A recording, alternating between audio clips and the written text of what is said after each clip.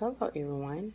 My name is Lawana Ivory, and I am going to talk to you all about my observation that did on a student at a daycare that I previously visited.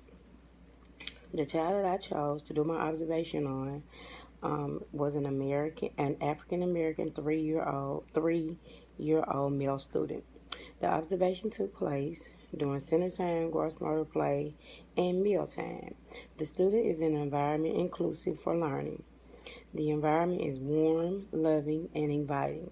It is evidence that teaching and learning is occurring. The teacher is loving and caring to all of her students. She was interacting and working with all of them throughout the day. She never neglected any.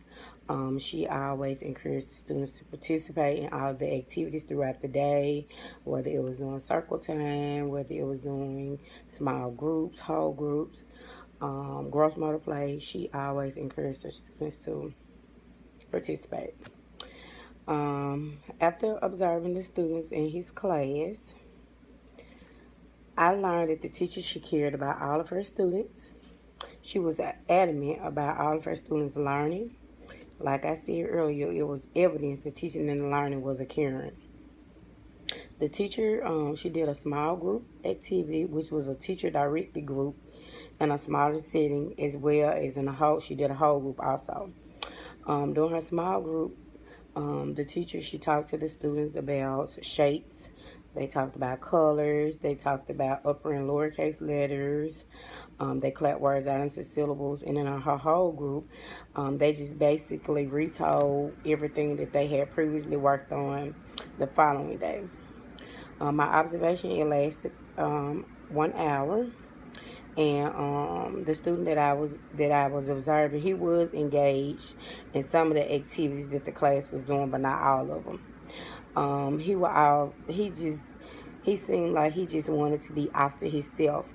He didn't want to be around the other students, so every time the teacher would encourage him to participate, he would just drop his head. He was more of a loner.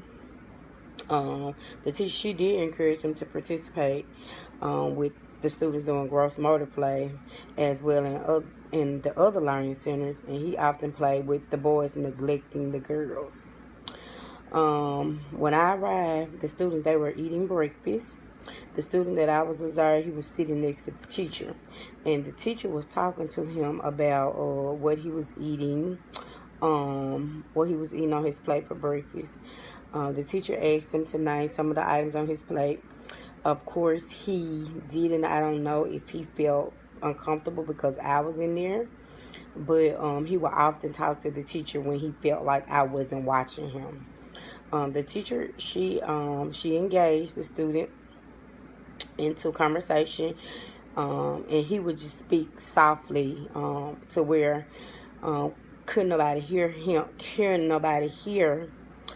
but her. So, because sometimes she would just have to bend down to listen at what he was saying.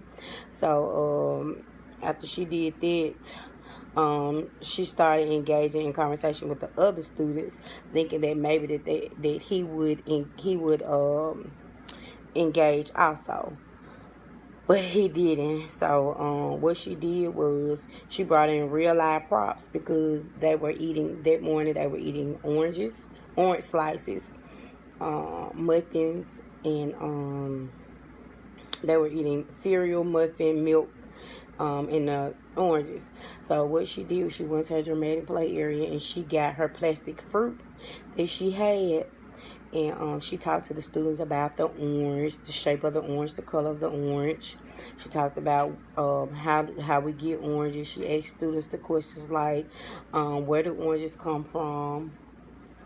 Do they are they grown on a tree, or are they grown where are they grown? Um, after the students finished eating breakfast, the students they lined up, they went to the restroom, they washed their hands before circle time. The teacher asked the students to they had to retell the story that she read yesterday. The student responded softly, and the teacher encouraged him to speak up. I guess he was still kind of nervous because he was watching me the whole time. That he was trying to say something because he was saying it so. He wasn't loud. He was kind of whispering it to the teacher. So I really think that I kind of made him shy. So what the teacher did, she bent down to the student to hear what he was saying. During the circle time, he sat in the front of the class. The teacher, she called on him because he wasn't paying attention. He was sitting down on the floor, maybe playing with his shoe or playing with his hand. So she had to call on him a lot during circle time.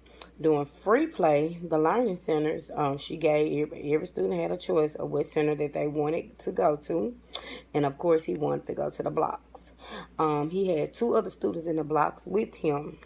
And the two other students that he had, it was a girl and a boy. He told the little girl, now I did hear him say that.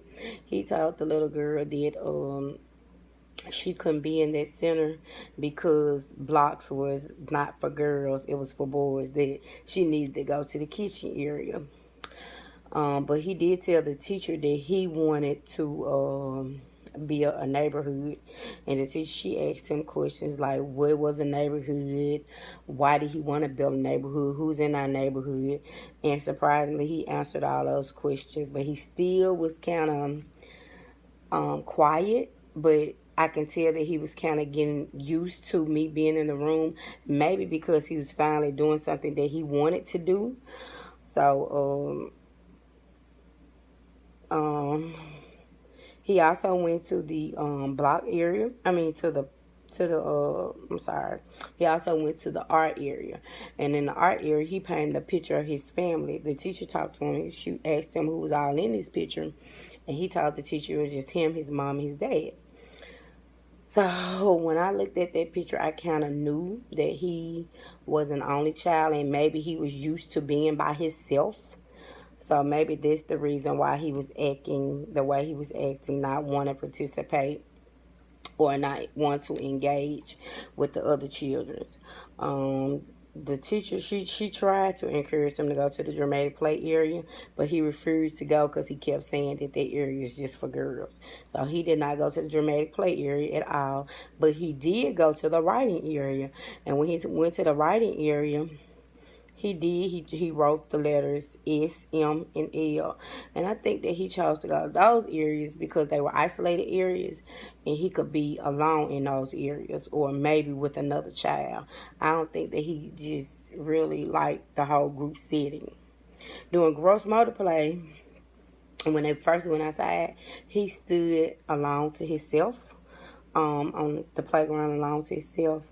The teacher had to encourage him to play with the other kids.